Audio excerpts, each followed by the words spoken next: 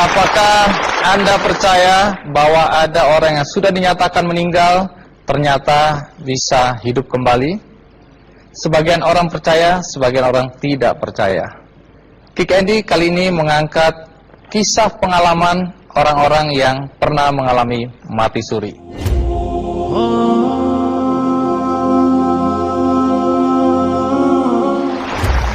Waktu Anda dibawa masuk ke ruang ICU, itu Anda masih sadar?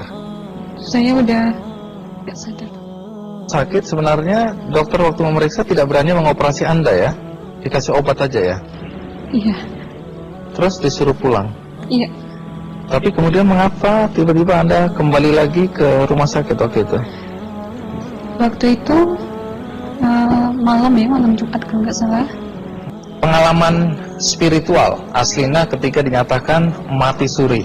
Nah, tadi disebutkan oleh paman Anda, Pak Rustam, bahwa Anda mengatakan, Pak, mati itu sakit. Apa yang Anda rasakan waktu itu? Rasa dada sesak, itu sakitnya tuh seperti ditusuk pedang, terus seperti kulit binatang Dikuliti gitu? dikuliti hidup-hidup. Sakit sekali waktu itu Sakit rasanya? sekali.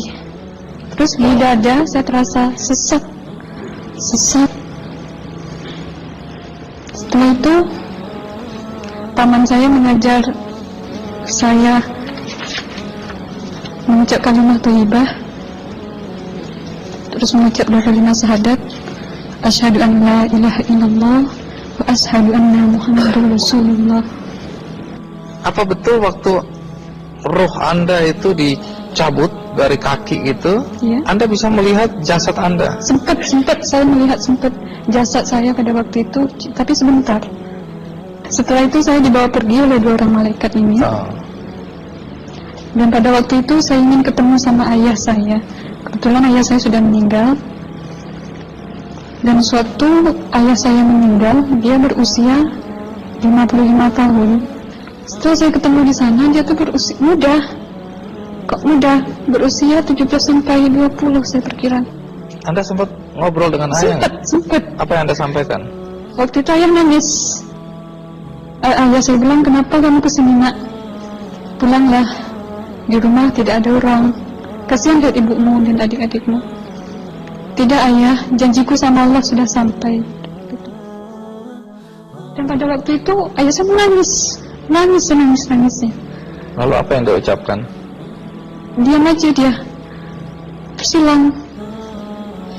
Kembali ke malaikat tadi, bentuk yang Anda lihat seperti apa malaikat ini? Dia ini laki-laki, tapi mukanya sama semua. Berapa malaikat?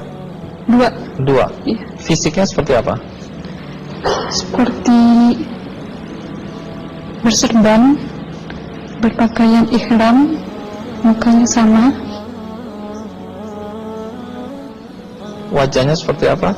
Wajahnya sulit saya gambarkan. Yang jelas dia ini sama, dua-dua itu sama rupanya. Apakah ada ucapan dari dua sosok yang Anda anggap malaikat itu? Ada. Apa kata mereka? Waktu itu saya mengalami perjalanan spiritual. Saya disoal oleh malaikat itu dengan sebutan ma ayyutuka, siapa Tuhanmu, katanya. Waktu itu ruh saya menjawab, Tuhanku adalah Allah. Siapa pemimpinmu? Pemimpinku adalah Nabi Muhammad sallallahu alaihi wasallam. Mana kiblatmu? Kiblatku adalah Ka'bah. Siapa kedua orang tuamu? Siapa saudara maramu? Terus saya diperjalankan. Setelah itu kedua orang malaikat ini memimpin tangan saya, tangan kiri saya, membawa saya ke satu tempat, menduduki saya di sebuah kursi. Pada waktu itu kursinya tuh empuk, mungkin 8 busanya ya, cantik. Terus di sana saya duduk. Di sebelah kanan saya ada tiba-tiba berwujud seorang perempuan yang mengaku amal. Kamu siapa? Kata saya. Aku adalah amalmu semasa kamu hidup di atas dunia. Dan selama kamu di sini, saya akan menemanimu sampai yaumul akhir, itu katanya.